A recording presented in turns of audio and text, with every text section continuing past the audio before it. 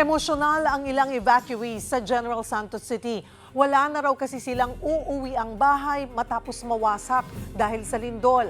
Magbabalita si Mobile Journal Daniel Dayaw. Daniel, kumusta na ang sitwasyon dyan? Cheryl, umabot na sa 55 ang bilang ng mga nasawi sa pagyanig ng 7.8 magnitude na lindol sa Mindanao ayon sa Office of the Civil Defense. At dito naman sa General Santos City na naapektuhan din ng pagyanig, isang malaking hamon pa rin sa mga residente kung paano makakabangon. Pakas sa mukha at bawat gusali ng lungsod ang pinsalang dala ng malakas na lindol. At sa Barangay Lagaw, mapapasyente at evacuees, iisa ang hiling ang makatanggap ng tulong mula sa gobyerno. Dito nga sa evacuation center ng Carcon, nagsama-sama sa isang gym ang 84 na pamilya.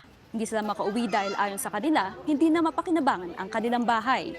Si Nanay Rizzo Lunga, emosyonal pa rin tuwing maaalala ang nangyari. Narito ang kanyang pahayag.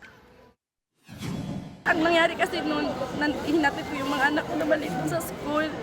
Tapos nakasurvive kami doon, na-stampede kami sa court. Pagdating ko sa bahay, as in, ang natulala na harap. Hindi ko matanggap ba? Ganun palang nangyari sa bahay. Bagaman mayroong pagkain na ayudang dumarating, isa sa hamon nila ngayon ang supply ng tubig. Mahina pa rin kasi ang tulo at short pa rin ang supply ng pwedeng inumin. Samantala sa isang ospital dito sa Barangay Lagaw, nananatiling nasa labas ang 70 pasyente. Natatakot kasi sila na magkaroon pa ng aftershock. Cheryl. Daniel, ano-ano na yung mga nagiging hamon dito nga sa pagpapaabot ng tulong sa mga apektadong residente?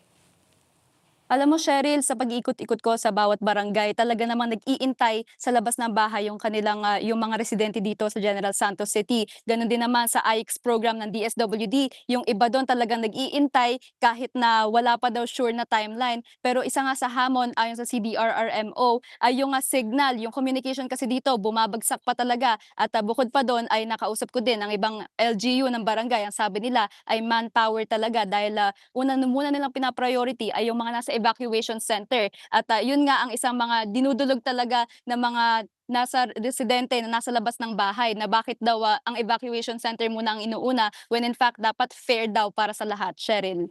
Bakit nga ba? Ano ang sagot dyan ng pamahalaan?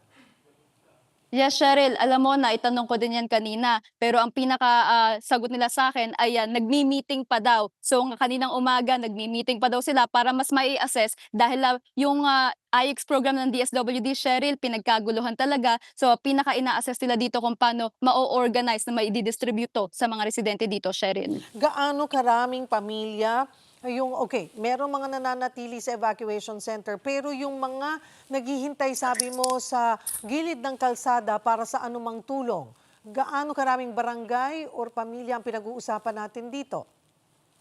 Alam mo, Cheryl, halos sa lahat ng barangay naman na nadaanan natin ay may mga natutulog sa tent. Pero ang pinaka napuntahan natin ay Barangay Acacia at Barangay Lawag. So doon, Barangay Lawag, Barangay Acacia at yung isang barangay doon talagang tinamaan ng fault line. So yung tatlong barangay na yon, yun yung pinakamaraming tao o residente na natutulog sa labas. Ang tinanong ko rin naman sila, sabi ko, bakit ba kasi nandito po ba kayo? Ba't ayaw niyo po muna sa evacuation center? Isang concern kasi nila doon is baka manakawan. So pinoprotektahan daw nila yung gamit nila, Cheryl. Mhm. Anong ginagawa din ng kung sabi mo nga ay nagmi-meeting pa para sa sistema, pwede namang ang in charge, di ba? Like yung barangay officials. Yes, Cheryl, ayun nga ang ating tinatanong din. Ang pinaka-barangay official ang nilapitan ko at gayon din naman yung CDRRMO. Pero ayun nga ang sabi nila sa akin, talagang ina-assess muna nila kung paano ma-distribute to ng organized, Cheryl. Si Mayor ba nakakaharap ng media? Ano rin ang kanyang pahayag on this sa kanilang sitwasyon? Cheryl, si Mayor Lorelai Pacquiao ng General Santos City ay nakaharap natin kahapon kasama ang tatlong or apat na majority block senator. At yun nga ang kanyang pahayag, nahihirapan din talaga yung LGU kung paano ito masosolusyonan dahil bukod pa nga doon merong isang barangay na napuntahan natin or isang barangay na napagalitan daw yung kapitan dahil hindi na i-report na malala nga yung naging pinsala doon sa barangay na yon, sa barangay Acacia yon, Cheryl. Dahil yun nga, parang sinabi dito na dapat daw ay nire-report sa mayor's office para mabigyan talaga ng tugon o solusyon, Cheryl. Bakit ano ang sitwasyon ng Barangay Acacia?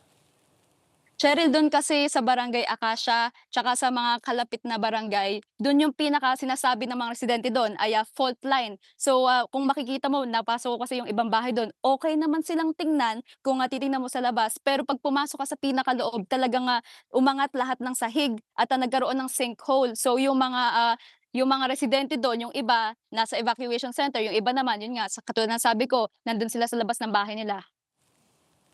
Ano pa yung mga pangunahing pangangailangan ng mga biktima ng lindol at ano yung hakbang nga rin ng pamahalaan? Well, sabi mo nga, nagmi-meeting pa sila, ano? I don't know kung hanggang kailan yung pwede nilang i-meeting.